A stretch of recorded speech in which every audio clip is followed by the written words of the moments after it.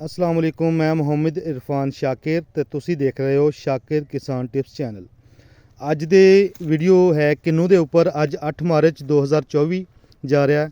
किन्नू ने अपनी फुटान ले रही है और बहुत सारी जगह पे काफ़ी सारी बड़ी फुटान आ चुकी है, लेकिन बहुत सारे जोड़े पौधे ने अभी फुटान दे विच आ रहे हैं और इसे फुटान दे अगे कली आएगी।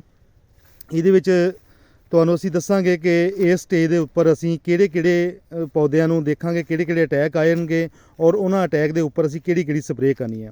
किन्नू ने अगे अपनी छोटी जी है बड स्टार्ट कर ली है। जिन्नी भी छोटी छोटी कचवी आई है, इनू असी कचवी भी कह सकते हैं पंजाबी में, तो असी इनू निक्की निक्की फोट कह सकते हैं।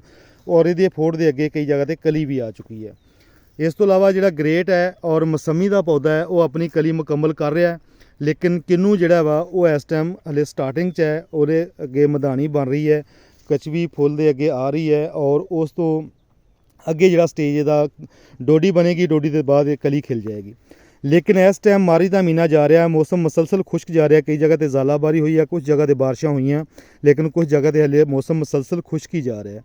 तो इस चीज़ को देखते हुए असीं देखांगे कि साडे बाग के उपर जिहड़ा वा वो किहड़ा अटैक आना, वो उत्ते किहड़ियां बीमारियां आउणगियां इस महीने दे विच, उहनूं असीं की कंट्रोल करना। तो वीडियो शुरू करन तो पहलों मेरी रिक्वेस्ट हुंदी है सारे दोस्त वीर भरा जिहड़े साडे इस चैनल नूं देख रहे हैं, जिहड़े नवें जुड़े ने, वो इस चैनल नूं सबसक्राइब करो तो अगे दोस्तों तक जरूर साडी वीडियो शेयर किया करो ताकि सारिਆਂ तक इन्फॉर्मेशन पहुँचे तो इस तो फायदा उठा सकन।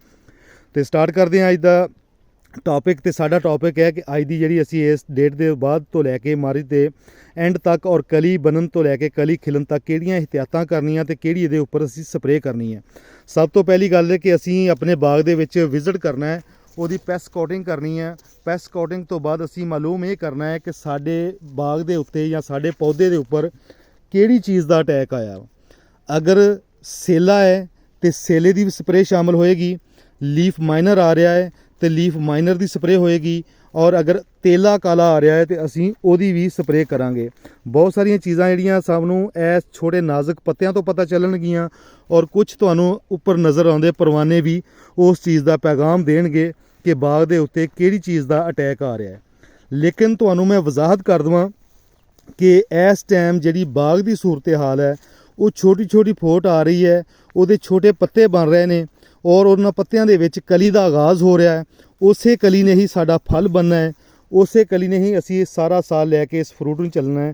अगर असी इस स्टेज ते नूं कवर कर लेने बीमारी नूं ते फिर साडा आने वाला वक्त जिहड़ा वो बेहतरीन फ्रूट लैण दे काबिल बन जाएगा।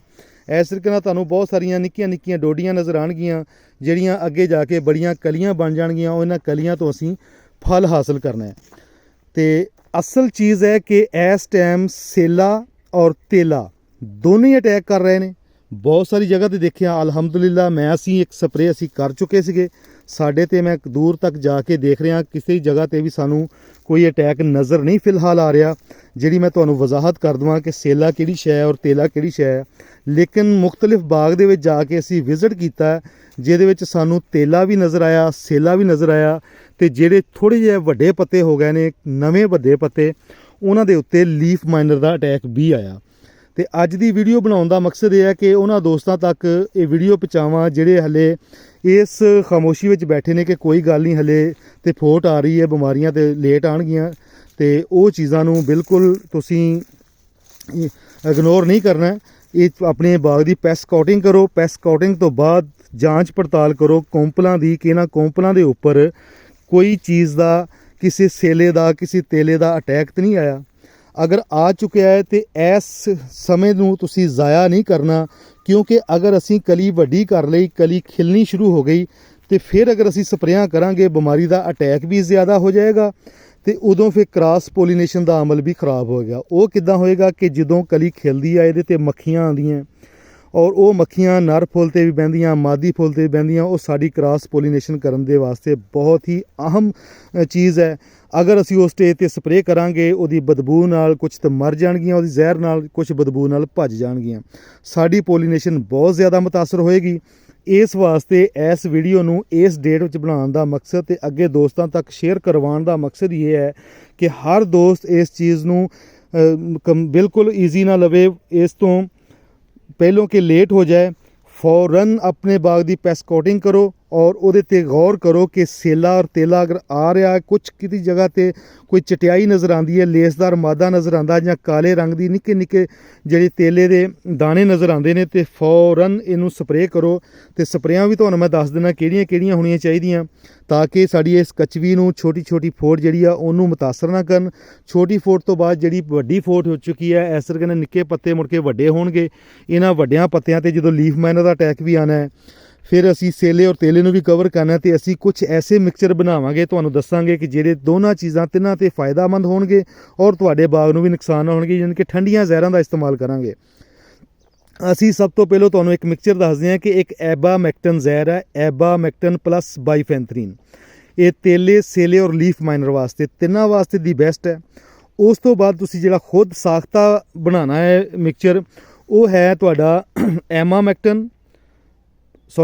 ਬਾਈਫੈਂਥਰੀਨ ਪਲੱਸ ਐਕਟਾਰਾ ਦਾ ਜ਼ਹਿਰ ਹੈ, ਉਹਦੇ ਵਿੱਚ ਹੁੰਦੀ ਥਾਇਆਮੈਥਾਕਸਮ, ਉਹ ਲੈ ਲੈਣਾ। ਇਹਦਾ ਜ਼ਹਿਰ ਬਣਾਉਣਾ, ਅਗਰ ਐਕਟਾਰਾ ਵਾਲੀ ਜ਼ਹਿਰ ਨਹੀਂ ਮਿਲਦੀ, ਫਿਰ ਕਲੋਥੀਨਾਡੀਨ, ਉਹ ਤੁਸੀਂ ਬਾਈਫੈਂਥਰੀਨ ਨਾਲ ਮਿਲਾ ਕੇ ਇਹ ਦੋ ਜ਼ਹਿਰਾਂ ਦਾ ਮਿਕਸਚਰ ਕਰ ਲੈਣਾ। ਅਗਰ ਤੁਹਾਡਾ ਬਾਗ ਥੋੜ੍ਹਾ ਕਮਜ਼ੋਰ ਹੈ, ਵੀਕ ਹੈ, ਖਾਦਾਂ ਖੁਰਾਕਾਂ ਤੁਹਾਡੀਆਂ ਲੇਟ ਹੋਈਆਂ, ਤੇ ਕੋਸ਼ਿਸ਼ ਕਰੋ ਇਹਦੇ ਵਿੱਚ ਅਮਾਈਨੋ ਐਸਿਡ ਦਾ ਇਸਤੇਮਾਲ ਵੀ ਕਰ ਲਿਓ, ਤਾਂ ਕਿ ਵੈਦਰ ਫਲੈਕਚੁਏਸ਼ਨ ਜਿਹੜੀ ਹੋ ਰਹੀ ਹੈ, ਰਾਤ ਬਹੁਤ ਠਰ ਰਹੀ ਹੈ, ਦਿਨ ਬਹੁਤ ਤਪ ਰਿਹਾ, ਉਹਦੇ ਵਿੱਚ ਕਲੀ ਜਿਹੜੀ ਆ ਉਹ ਵਾਇਰਲ ਹੋ ਰਹੀ ਹੈ, ਮੁੜ ਰਹੀ ਹੈ, ਪੱਤੇ ਉਹਦੇ ਕਮਜ਼ੋਰ ਹੋ ਰਹੇ ਨੇ, ਤੇ ਉਹ ਵੀ ਤੁਹਾਡੇ ਬਿਹਤਰ ਹੋ ਜਾਣਗੇ। ਤੇ ਤੀਸਰਾ ਮਿਕਸਚਰ ਜਿਹੜਾ ਵਾ ਉਹ ਹੈ, ਉਹਦੇ 'ਚ ਤੁਸੀਂ ਕਲੋਥੀਨਾਡੀਨ ਪਲੱਸ ਕੋਰਾਜਿਨ, ਇਹ ਤੁਸੀਂ ਕਰ ਸਕਦੇ ਹੋ। ਕਲੋਥੀਨਾਡੀਨ ਟਲਿਸਟਾ ਦੇ ਨਾਮ ਤੋਂ FMC ਦੀ ਹੈ, ਕੋਰਾਜਿਨ ਵੀ FMC ਦੀ ਹੈ। ਇਹ ਦੋਨਾਂ ਮਿਲਾ ਕੇ ਕਰੋਗੇ, ਇਹਦੇ 'ਚ ਲੀਫ ਮਾਈਨਰ, ਤੇਲਾ, ਸੇਲਾ ਔਰ ਬਿਹਤਰੀਨ ਰਿਜ਼ਲਟ ਮਿਲੇਗਾ। ਇਹ ਤੁਸੀਂ ਜ਼ਹਿਰਾਂ ਨੂੰ ਬਿਲਕੁਲ ਲਾਜ਼ਮੀ ਕਰੋ, ਇਹਦੇ 'ਚ ਕਿਸੇ ਕਿਸਮ ਦੀ ਗਫਲਤ ਨਾ ਕਰੋ। ਜੋ ਹੀ ਤੁਹਾਡੀ ਕਲੀ ਜਿਹੜੀ ਆ ਥੋੜ੍ਹੀ ਜਿਹੀ ਡੋਡੀ ਦੀ ਸ਼ਕਲ ਇਖਤਿਆਰ ਕਰਦੀ, ਚਟਿਆਈ ਜ਼ਿਆਦਾ ਨਜ਼ਰ ਆਉਂਦੀ ਹੈ, ਤੇ ਫੌਰਨ ਦੇ ਉੱਪਰ NPK ਦਾ ਸਪਰੇਅ ਕਰੋ, ਬੋਰਾਨ ਪਲੱਸ ਸ਼ਾਮਲ ਕਰਕੇ। NPK ਪਲੱਸ ਬੋਰਾਨ ਦਾ ਸਪਰੇਅ ਕਰੋ, ਤਾਂ ਕਿ ਕ੍ਰਾਸ ਪੋਲੀਨੇਸ਼ਨ ਦਾ ਅਮਲ ਬਿਹਤਰ ਰਹੇ, ਔਰ ਸਪਰੇਅ ਪਹਿਲੋਂ ਲਾਜ਼ਮੀ ਕਰੋ, ਤਾਂ ਕਿ ਇਹਦੇ ਜ਼ਹਿਰ ਦਾ ਅਸਰ 15 ਤੋਂ 20 ਦਿਨ ਹੋਣਾ ਚਾਹੀਦਾ। 15 ਤੋਂ 20 ਦਿਨ ਦੇ ਵਿੱਚ ਕ੍ਰਾਸ ਪੋਲੀਨੇਸ਼ਨ ਦਾ ਅਮਲ ਜਿਹੜਾ ਤੁਹਾਡਾ ਮੁਕੰਮਲ ਹੋ ਜਾਏਗਾ। 1 ਅਪ੍ਰੈਲ ਤੱਕ ਸਾਰਾ ਮਰਹਲਾ ਮੁਕੰਮਲ ਹੋ ਜਾਂਦਾ, ਉਸ ਵਕਤ ਤੱਕ ਤੁਸੀਂ ਜ਼ਹਿਰਾਂ ਕਰਨੀਆਂ ਹੈ। ਕੁਛ ਜਗ੍ਹਾ ਤੇ ਕਲੀ ਲੇਟ ਅਗਰ ਹੋਈ ਹੈ, ਤੇ ਇੱਕ ਸਪਰੇਅ ਤੁਸੀਂ ਹੋਰ ਵੀ ਕਰ ਸਕਦੇ ਹੋ, ਤਾਂ ਕਿ ਕਲੀ ਖਿਲਣ ਤੋਂ ਪਹਿਲੋਂ ਜਿਹੜਾ ਤੁਸੀਂ ਪ੍ਰੋਸੈਸ ਕਰਨਾ ਸਪਰੇਅ ਵਾਲਾ, ਜ਼ਹਿਰਾਂ ਵਾਲਾ, ਉਹ ਕਰ ਦੇਣਾ ਹੈ।